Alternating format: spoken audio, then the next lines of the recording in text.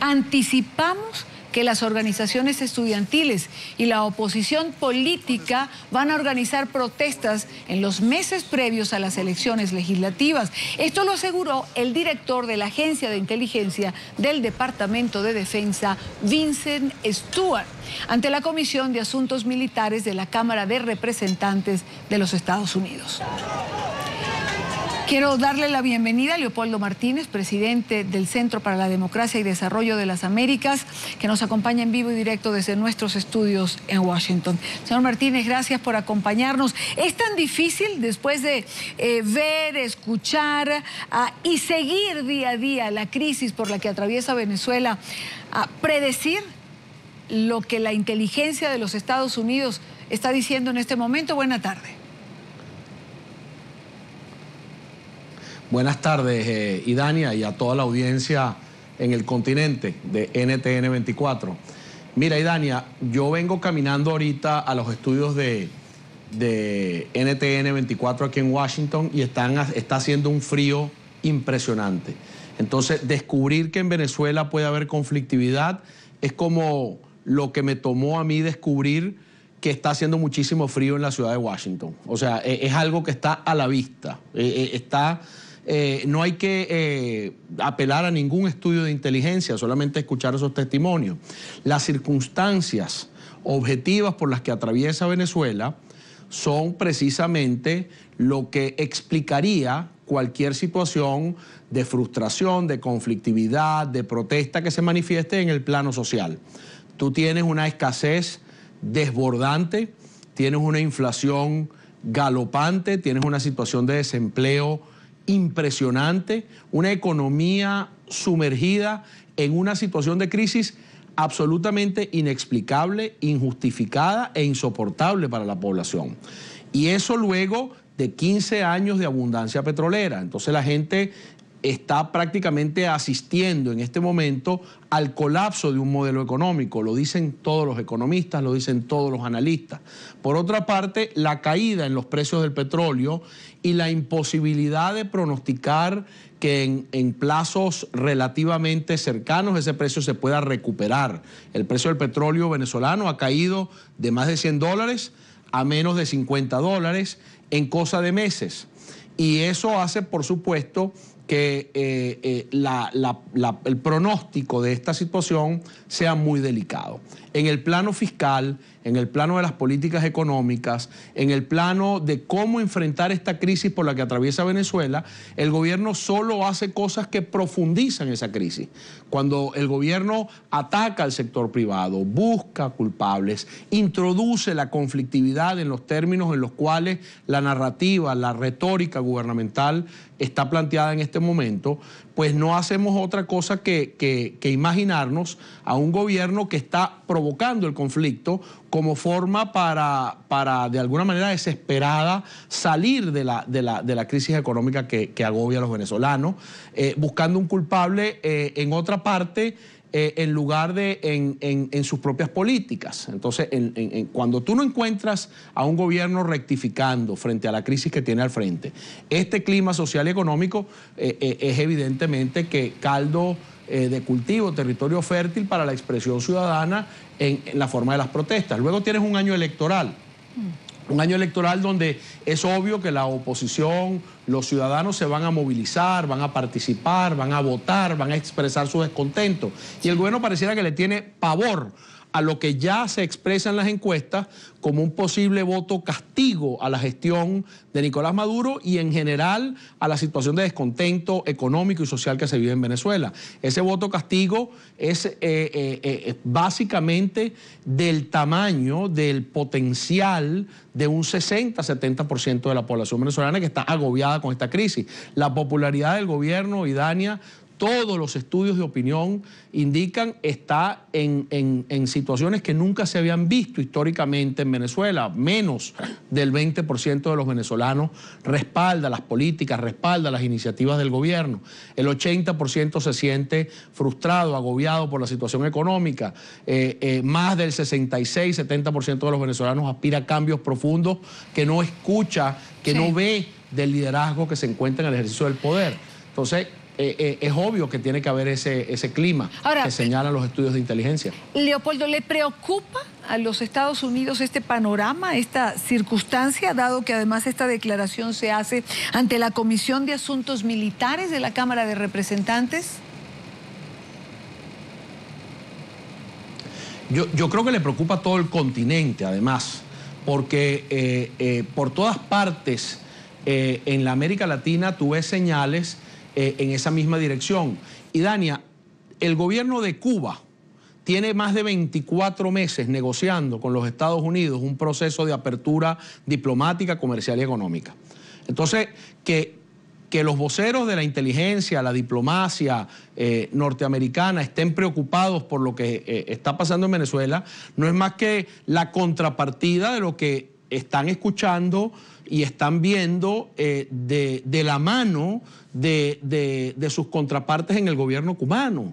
El gobierno cubano recibió en estos días a una misión, estos días pasados, en las últimas 2 semanas, una misión del gobierno de los Estados Unidos, y ya se está hablando de una normalización de las relaciones comerciales. El gobierno cubano está hablando de un nuevo modelo económico en el cual busca una transición que le permita salir de la dependencia profunda que se creó en estos últimos años del subsidio petrolero venezolano, que ya no es posible sostener.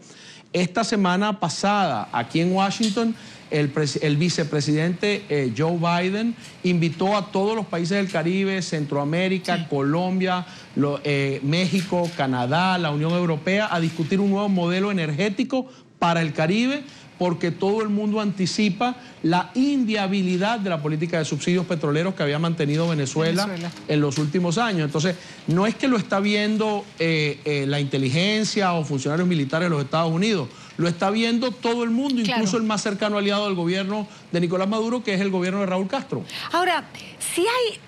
es decir, y todo el mundo está preocupado, claro, todo el mundo está preocupado. Pero se ha dicho durante muchísimo tiempo que Maduro fue un muchacho preparado en un momento determinado por los Castros, que fue a Cuba, que fue adoctrinado. Si Cuba tiene ese compás, ¿por qué Maduro no puede tenerlo? Conversaba con alguien en días pasados que me decía, cualquier cosa se puede ver. Quizás hasta veamos a Maduro en una conversación directa con los Estados Unidos. De hecho, Maduro pide la intervención de Samper. Estados Unidos dice, para hablar con Venezuela no aceptamos intermediarios, además de que a Maduro se le olvidó de que el expresidente Samper no tiene visa, no es el apropiado para hablar con Estados Unidos, si recordamos por qué se la quitaron. Pero, ¿pudiera verse esto para Leopoldo Martínez? Para mí resulta incomprensible los gestos, la retórica que está manejando Nicolás Maduro. Yo conocí personalmente a Nicolás Maduro cuando éramos ambos diputados en la Asamblea Nacional en Venezuela, en el periodo que va del 2000 al 2005. Y Nicolás Maduro era partícipe de la iniciativa parlamentaria de diputados de Venezuela y los Estados Unidos, que se conoció como el Grupo de Boston, donde había senadores y diputados de los Estados Unidos, entre los cuales están figuras que hoy hacen política exterior en los Estados Unidos, como el en aquella época senador John Kerry, hoy día secretario de Estado norteamericano. Había muchísimos diputados y senadores que hoy en día ocupan posiciones estratégicas en el Congreso, sea en la Cámara de Representantes o en la Cámara del Senado. Ha habido intentos de acercamiento de parte de los Estados Unidos para buscar un diálogo.